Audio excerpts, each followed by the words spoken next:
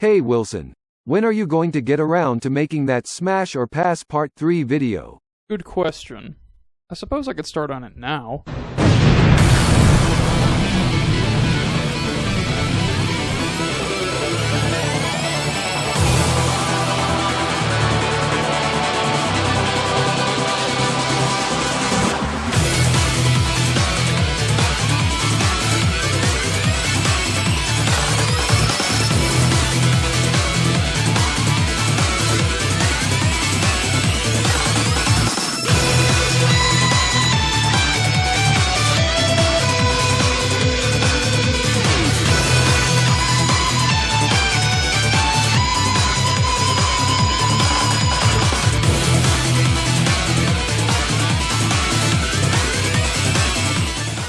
It figures when I come back to these after such a long break that the first one up is eggs.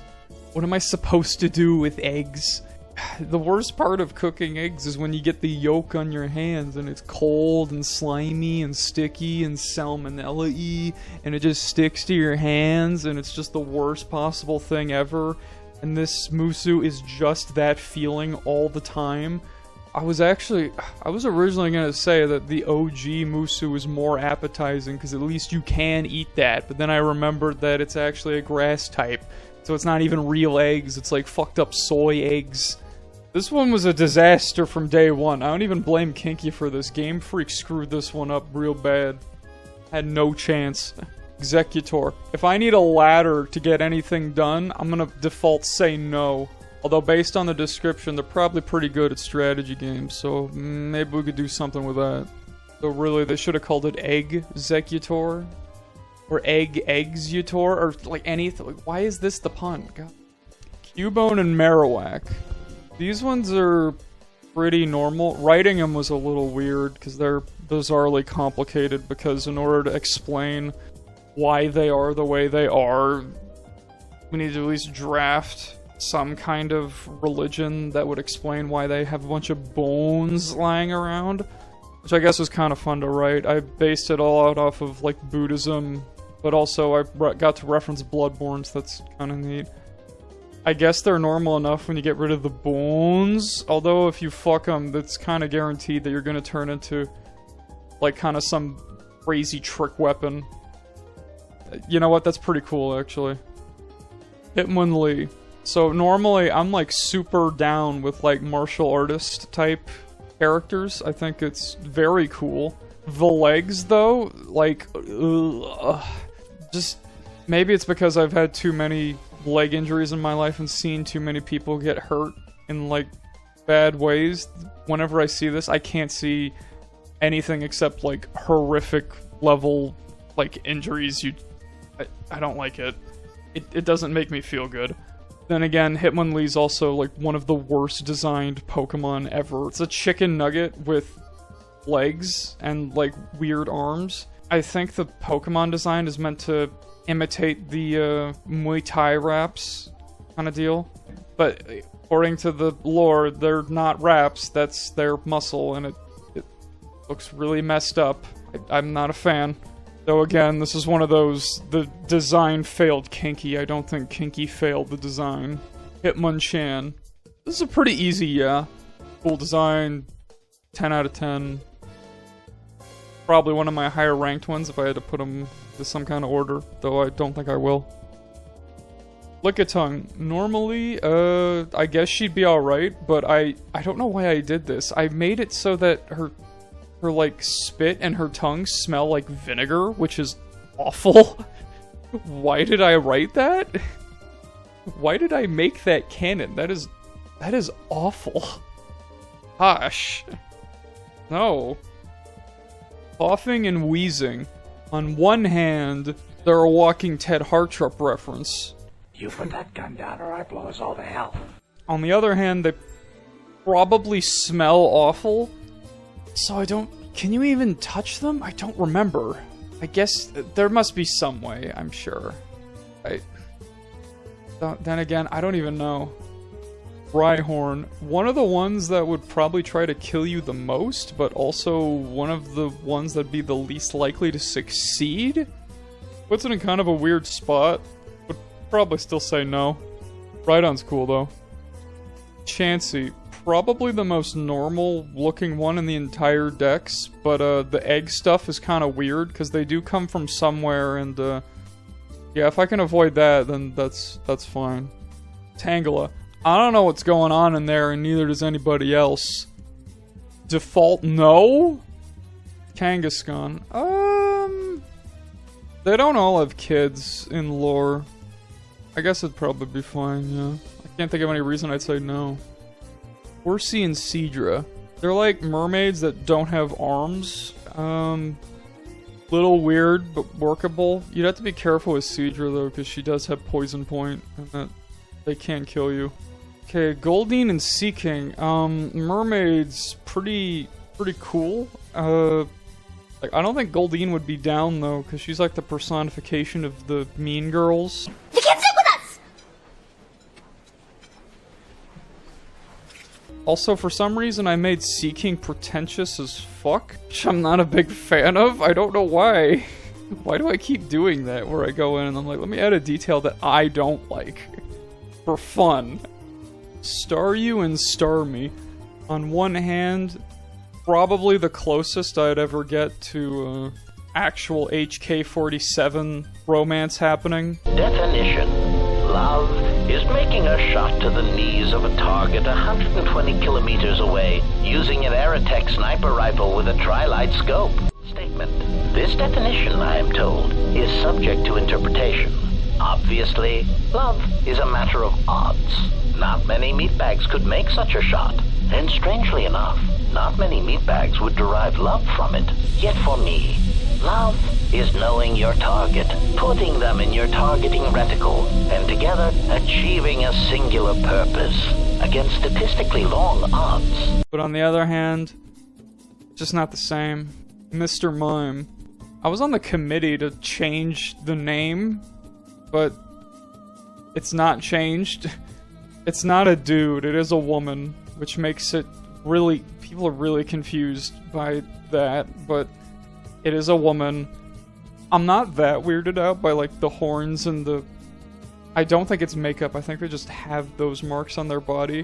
What weirds me out are the fingers on, like, the hands. Like, look closely at the hands. That's what skeeves me out. Not a big fan. Scyther. Mantises are pretty cool bugs. They're also bugs, and I don't play around with that. Jinx. Another one of like the biggest possible glow-ups in terms of design. Jinx is really cool, like thematically and design-wise, and like everything else. Whereas in like actual Pokemon, it's horrible and nobody likes it. I kind of wish I could have fit in like a Spamton reference, because I'm pretty sure that's how they talk. Because they don't know how to speak, they just kind of mimic other things. Hey, it's me! Everybody's favorite #1 rated salesman 1997. Spamton! Gee, Spamton! But it didn't really fit with this entry, so I wasn't able to really get one in there. Though apparently I got a reference to the Magicians and Terry Pratchett in there? What? How did I do that? Electabuzz. Electric Oni. Fine. Nothing crazy bad about them I could really think of. It'll be alright. Magmar. I think these ones do burn you on contact a little bit. Let's see. Magmar's body temperature, it's lower than lava, but it can still be abrasive, especially with extended physical contact. Probably say no. I'm good. Pinsir. Out of this house! Out of this house! Tauros is pretty cool. People wanted man Tauros, but I'm cool with Lady Minotaur. Then it's different enough from Miltank that I think you could justify having one of each. Magikarp. Basically a mediocre mermaid, I guess? That was part of the lore, is Kinky. For some reason, she has a really big problem with Musu being bad at stuff. So Magikarp isn't, like, bad, it's just aggressively mediocre. Which I'd almost say is worse, but... yeah. Gyarados actually kills you, though. Though it does look very, very majestic and very gnarly. I dig. Lapras. I like that I got to write part of the Parish song in this entry. That was kind of neat. Would I do stuff with Lapras? I mean, I guess Lapras is kind of like a walking beach party. Like, you could just kind of hang out on her back and just, like, drink Goofy Lulu drinks on the ocean. That sounds kind of neat. Ditto. Ditto's basically the free space on, like, any bingo board. Because it could just be anything, you know? So it's like, yeah. Yeah. Even if you're not into monster girls, she could just turn into a normal girl, so it's like, whatever. Be anything. So, sure, why not?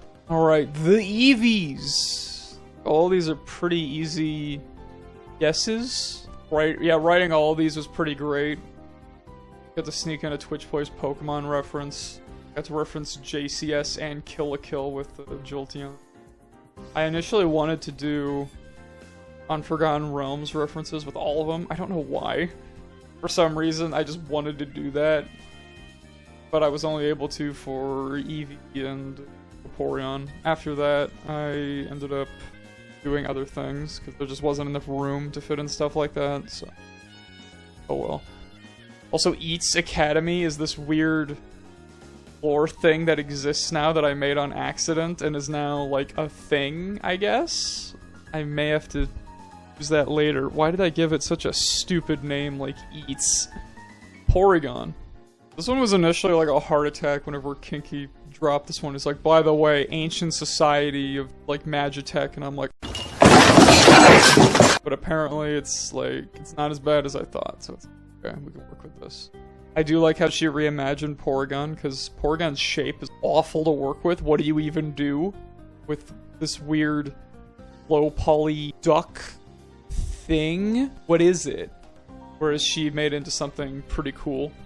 Omanite. Yeah, a bunch of people are gonna be coming in here going like, oh, it's the guy with the Squid Girl OC, huh? What do you think about Omanite, huh? You one of them, been waiting for this one, haven't you, Wilson? You're one of your big ones, huh? You really into that one? I'm like, pretty alright. Omastar mouth kind of terrifying though. Kabuto. Yeah, that's a bug. I don't care what anybody says. It's like, oh, that's rock water. Like, no. No, that's a bug. It's got a shell. It's got the hideous, like, lensed eyes that see, like, in every direction, like, 1,000 times. Like, the segment, like, no. That's bug. I don't like that. Kabutops. I don't think the scythes go away. Probably not, I guess. I don't hate the design, just not a fan of getting cut up. Aerodactyl actually kills you? No. So it was fun to write. I appreciate the mooses a lot that are not nice. They're much more interesting to make, even though I personally would not shake their tree, if you get what I mean. Snorlax. I was initially going to give him a relatively high score. Then I found out they opened their eyes, and I realized this is not Wilson representation. I'm a little sad. Articuno. Alright. Straight up. This is the worst written entry I've ever made, and it's not close. Not even a little. I guess to preface this, writing legendaries is about 10 times harder than writing any of the other ones, because it's not just how the Musu works. I also have to write like an entire character, backstory. I have to fit in like personality, all these other things into the same text count, which is like kind of insane. Personally, I am of the mind that if Kinky wants to keep doing this, I would highly suggest completely changing the format of these pages, because by having the same limitations on Musus who are objectively more important to the setting, having the same, like, limitations as Musus that are not that important doesn't make a lot of sense. There's a reason why Tolkien wrote a lot about the ring in Lord of the Rings, but he did not write very much about the grass, because the grass didn't matter that much and the ring mattered a lot, and so he gave himself more time to talk about how cool the ring was. But yeah, there was a lot of issues, even especially starting out, trying to figure out how legendaries work. And it really shows in this entry because Articuno makes absolutely no sense. Like, she's trapped in this eternal frozen nightmare thing for millennia where she cannot die. And it's like, you couldn't figure out how to die in that amount of time. It's like, even other people who normally just kind of look at the entries like, okay, that's cool. Even then, there were like people questioning me on this, like, Articuno doesn't make a lot of sense. It's like, yeah. In hindsight, you're totally right. Even like right after I made it, I'm like, oh man, I messed this one up so bad. Like, over 1,000 years, you couldn't figure out something. You couldn't just fly straight up and like pass out from lack of oxygen and then fall to the earth. Really? You couldn't like find a legendary who could just, you know, blast you out of the sky until you were done, or consequently weak enough that you could kind of finish yourself. You know? Like, couldn't figure out anything? Are you that dumb? Over 1,000 years? A big problem with having a character trapped in, like, this, like, super sad state for, like, 1,000 years is you need to make it so they don't have a lot of options. Otherwise, they're gonna figure a way out. Even in I Have No Mouth and I Must Scream, like, the short story, most of the characters, even though they're trapped in this like horrible situation, they get out of it. They get out of it in a way that's I can't talk about on YouTube, but they figure it out. Most of them, not all of them. One of them doesn't get away and they're trapped by Am forever, but the point is most of them figure it out. Like Strahd in Dungeons and Dragons is like trapped in this kind of forever afterlife where he's just cursed to live in misery forever, but eventually he kind of just gives up. And the powers that are, like, tormenting him get bored because he's not fun anymore. Like, eventually, over 1,000 years, you're gonna get so bored of being sad, you're just gonna get over it. Or you're gonna figure out a way out. One, she's not a villain, but her primary hobby is, like, staring at people who are dying? Question mark? Like, we're getting into, like, weird Elliot Rodger territory of, like, bizarro hobbies that make absolutely no sense. Like, oh, she's nice. She just likes to watch people not live. Great. And if she really had a problem with them not living anymore, because, like, she sees people, like, freezing on mountains, and she, like, hangs out to watch them die, even though she's nice. Like, oh, but she's sad about it. If she's sad about it and she didn't want him to die, like, she radiates cold. Why wouldn't she just leave? If she leaves, they might have a chance. You're making it worse by existing. Like, everything about this character is complete nonsense. It's like, they're this selfish, completely self-centered, myopic, like, awful person that's actually, like, nice and tragic, I guess, but they're incredibly stupid and can't find a way out of their really arbitrary problem.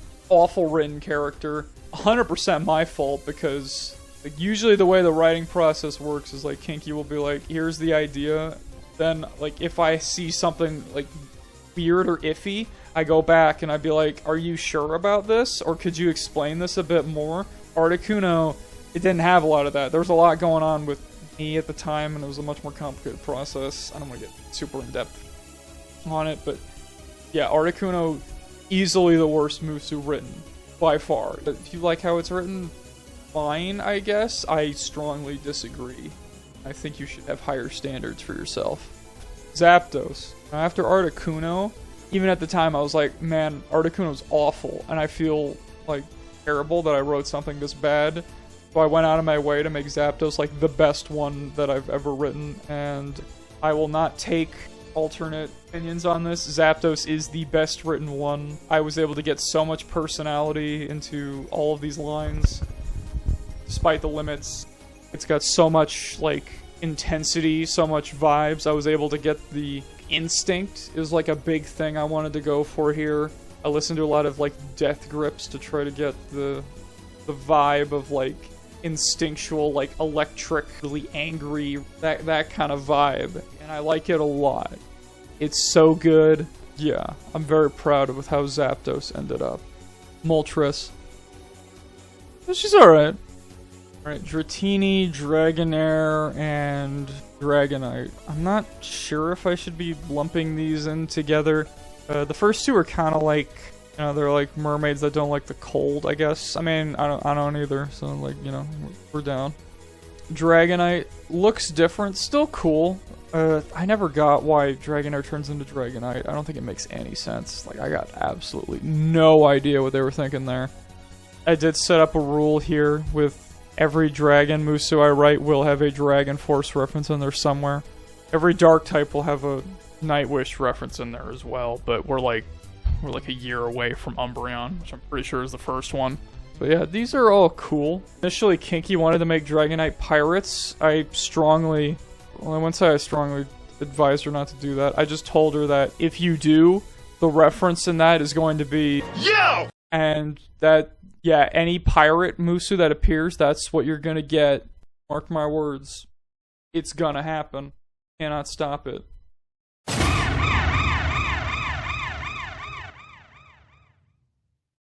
Mewtwo. Alright, so Mewtwo, we got a pretty slick looking design here. Really hard Musu to do. Really hard Pokemon to transfer. Mewtwo's kind of a big deal. People got a lot of expectations. One of the hardest ones to write. Probably one of the hardest ones to design. However, I ain't no Picasso Rembrandt, but what is this? What is this conductor's baton for? I am part of Spoon Gang, who is of the opinion that Mewtwo should have Big Spoon, because it's just better in every conceivable factor. It's more interesting, it's a better weapon. We already have lore that establishes that silver is a magical conduit, that, like, having a giant silver spoon would be really useful for that. Like, it has more utility because it's a big spoon. Also have, like, oh, well, the spoon, like, looks stupid. People will think it looks silly. Yeah, they'll think it looks silly, and then Mewtwo psychically baseball swings it into their ribs, and they're down. Because it's a giant metal bat that's really flat. You can cut people with it, too, if you swing it hard enough. It's like the perfect thing you'd want. I have no idea why it's not Spoon. It's just better. Literally every way. Spoon is superior. It's in the lore. It's from the source material. It's a better practical weapon. It looks more interesting. She is the big spoon, so it makes sense in that perspective too. What is this? Who is this for? Why? 0 out of 10. Hold it! Before we get to the last one, I just wanted to say really quick that I'm actually running a straw poll in the description for a community-wide smash or pass to see, well, which ones would you smash or pass? Pretty simple. It's just open it up and you click on the ones you want to smash and you give the ones blank that you want to pass. Anyway, now to Mew. So, Mew, I think people really like Mew. Mew came out super good. Mew actually was... Kinky drafted Mew, I want to say, like a year ago? Maybe even longer.